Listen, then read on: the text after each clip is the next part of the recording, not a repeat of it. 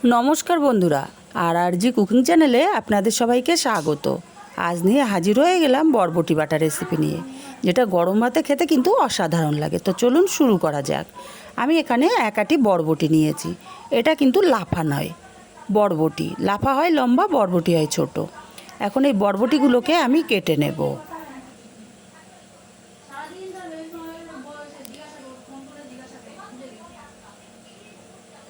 আমি বেশ কিছুটা পরিমাণে হাতের মুঠোয় নিয়ে নিলাম। নিয়ে এবার এই বোটার দিকের শক্ত অংশটা ফেলে দেব।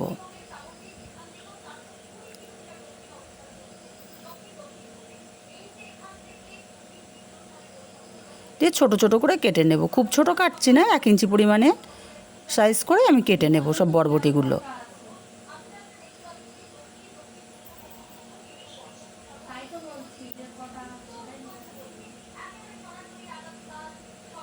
একই সাইজ করে আমি সব বরবটিগুলো কেটে নেব।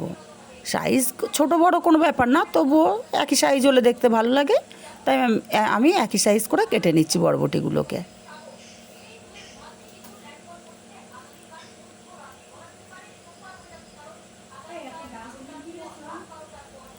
একইভাবে সব বরবটিগুলো কেটে নেব।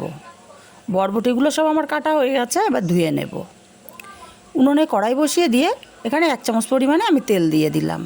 তেলটা গরম করে বরবটিগুলো দিয়ে দিলাম।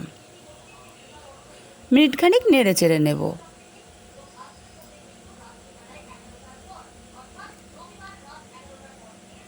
বরবটিটা মিনিট খানিক নেড়ে চেড়ে নিয়ে এর মধ্যে আমি এখন দিয়ে দেব স্বাদ মতো কাঁচা লঙ্কা। আবার একটু নেড়ে চেড়ে মিশিয়ে নিলাম।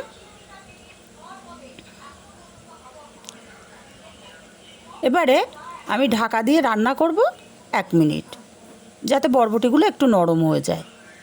1 মিনিট পর ঢাকাটা খুলে নিলাম। এবার নেড়ে চেড়ে দিলাম।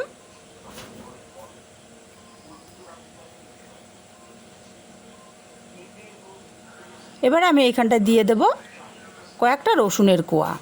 আমার রসুনগুলো খুবই ছোট ছোট, তাই আমি একটু বেশি পরিমাণে দিলাম।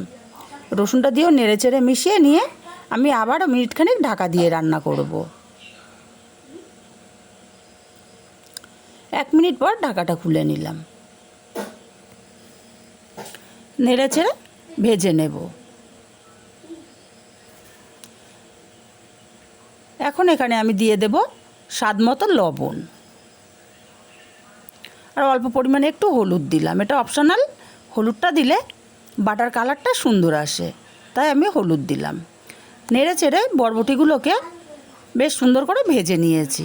বরবটিগুলো আমি নামিয়ে নেব। নামিয়ে ঠান্ডা করে নিলাম। এবার একটা মিক্সচার জার নিয়ে নিয়েছি। মিক্সচার জারের মধ্যে আমি বরবটি ভাজাগুলো দিয়ে দেব। আর হ্যাঁ বন্ধুরা, এখানে যদি আপনারা কাঁচা পেঁয়াজ দিয়ে বাটেন খেতে কিন্তু অসাধারণ হয়, কিন্তু আমার কাঁচা পেঁয়াজ খাওয়া বারণ, তাই আমি পেঁয়াজটাকে হালকা ভেজে নিয়ে এখানে ব্যবহার করছি। আপনারা চাইলে কিন্তু কাঁচা পেঁয়াজ দিয়ে অবশ্যই করতে পারেন, টেস্টটা কিন্তু দ্বিগুণ ভালো হবে। পেঁয়াজ ভাজাটাও দিয়ে আমি এবার পেস্ট করে নেব। দেখুন পেস্ট করে নিয়েছি। এবার বাটির মধ্যে তুলে নিচ্ছি।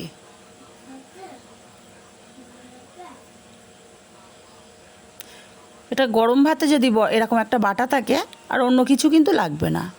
শুধু ভাত নয়, রুটির সাথেও কিন্তু দারুণ লাগে খেতে। রেসিপিটা কেমন লাগলো কমেন্ট করে জানাতে কিন্তু ভুলবেন না। আর আপনারাও বা কীভাবে বরবটি বাটা বানান সেটাও কিন্তু কমেন্ট করে জানাতে ভুলবেন না। আর রেসিপিটা যদি ভালো লাগে কাছের আত্মীয় স্বজন বন্ধুবান্ধবের কাছেও শেয়ার করতে ভুলবেন না। যেহেতু বাটা, তাই উপর থেকে একটু সর্ষের তেল দিয়ে মিশিয়ে নিলেই কিন্তু রেডি।